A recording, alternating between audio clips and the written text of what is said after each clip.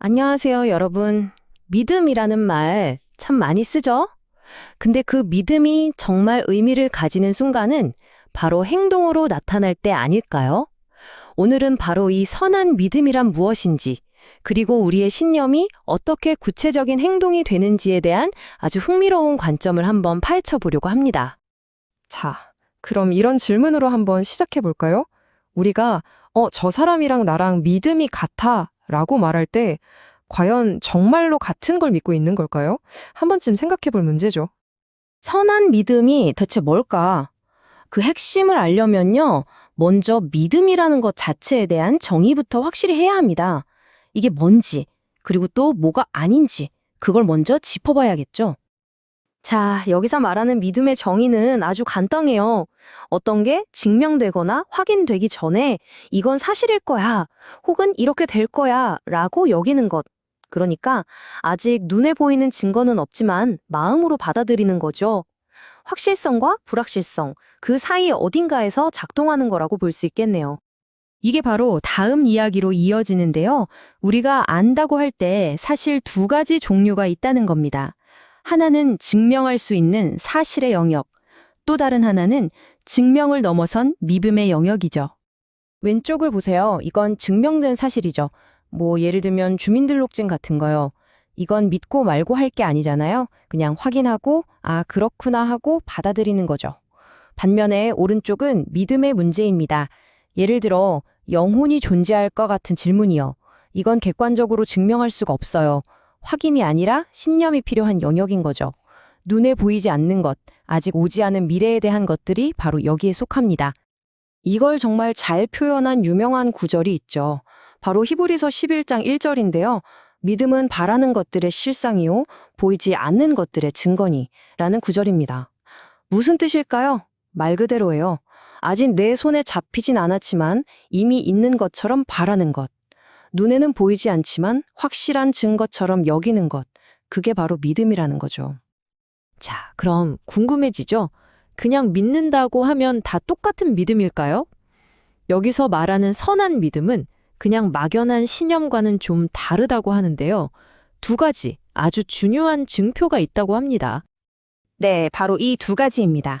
첫째, 내가 믿는 그 내용 자체가 거짓이 아니라 진실이어야 한다는 것. 그리고 둘째, 이게 정말 중요한데 그 믿음이 내 삶에 직접적인 영향을 미쳐서 선택과 행동으로 나타나야 한다는 겁니다. 그러니까 선한 믿음은 그냥 머릿속 생각으로 끝나는 게 아니라는 거죠. 반드시 삶으로 증명되어야 한다는 겁니다. 자, 그럼 다음 단계로 넘어가 보죠. 이 신념이 선택을 빚어낸다는 것. 이게 정말 핵심 포인트인데요. 어떻게 우리의 믿음이 행동으로, 선택으로 이어지는 걸까요? 만약 여러분의 믿음이 진짜라면 아주 어려운 선택의 기로에 섰을 때 그 믿음이 여러분의 행동을 어떻게 결정할까요? 사실 우리의 가장 깊은 곳에 있는 신념이 바로 모든 결정의 엔진이라고 할 수 있거든요. 이걸 아주 극적으로 보여주는 두 가지 사례가 있습니다. 첫 번째 사례는 바로 노아입니다. 다들 아시는 이야기죠. 하늘은 쨍쨍하고 비 한 방울 오지 않는데 곧 온 세상을 뒤덮을 대홍수가 올 거라는 경고를 믿었던 사람입니다. 생각해 보세요. 그 믿음이 어떤 선택으로 이어졌죠? 네, 마른 땅 위에서 거대한 배를 짓기 시작합니다. 주변 사람들이 얼마나 비웃었겠어요. 하지만 그 믿음이 이끈 어찌 보면 말도 안 되는 선택의 결과는 뭐였나요? 바로 생존이었죠. 그리고 성경에서는 그를 의의 상속자라고 부릅니다. 믿음이 행동으로, 행동이 결과로 이어진 완벽한 사례죠. 두 번째 사례는 라합이라는 여성입니다. 그녀는 견고한 성 여리고에 살고 있었어요. 그런데 곧 쳐들어올 이스라엘 군대, 즉 적군과 하나님이 함께 하신다는 믿음을 갖게 된 거죠. 자기 도시와 민족에 대한 충성심과 새로운 믿음 사이에서 엄청난 딜레마에 빠진 겁니다. 그녀의 선택은 뭐였을까요? 자기 민족을 배신하는 행위, 즉 적의 정탐꾼들을 숨겨주는 것이었습니다. 목숨을 건 선택이었죠. 그리고 그 믿음이 이끈 행동의 결과는 여리고성이 무너질 때 라합과 그녀의 온 가족이 목숨을 구하게 됩니다. 이것도 정말 극적인 결과죠. 그래서 여기서 말하는 보상이라는 개념이 아주 중요합니다. 이건 무슨 마법처럼 주어지는 상이나 로또 당첨 같은 게 아니에요. 진실한 믿음의 근거에서 올바른 선택을 했을 때 자연스럽게 따라오는 긍정적인 결과, 필연적인 귀결이라는 거죠. 노아의 생존과 라합의 구원처럼요. 자, 그럼 이제 이 이야기를 우리 시대로, 바로 지금으로 가져와 볼까요?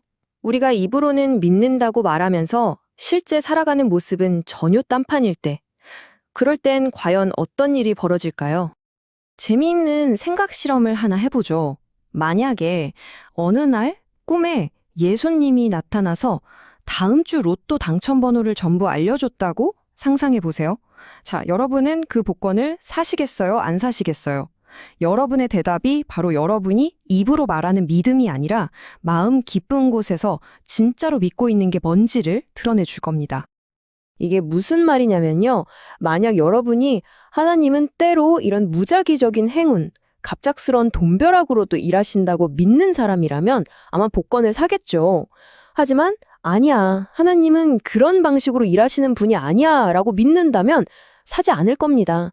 결국 여러분의 선택과 행동이 여러분의 진짜 믿음의 내용을 폭로하는 셈이죠. 바로 이 지점이 현대신앙의 가장 아픈 곳을 찌르는 비판이 될 수 있습니다. 표를 한번 보세요. 입으로는 전능한 하나님을 믿는다고 하면서 실제 삶에서는 하나님을 전혀 두려워하거나 존중하지 않는 모습. 나는 신이 없다고 믿는 무신론자라고 말하면서도 막상 큰 위기가 닥치면 자신도 모르게 기도하거나 초월적인 존재를 찾는 모습. 하나님의 가르침을 따른다면서 실제로는 겸손이나 정의보다는 돈과 성공, 명예를 쫓는 모습.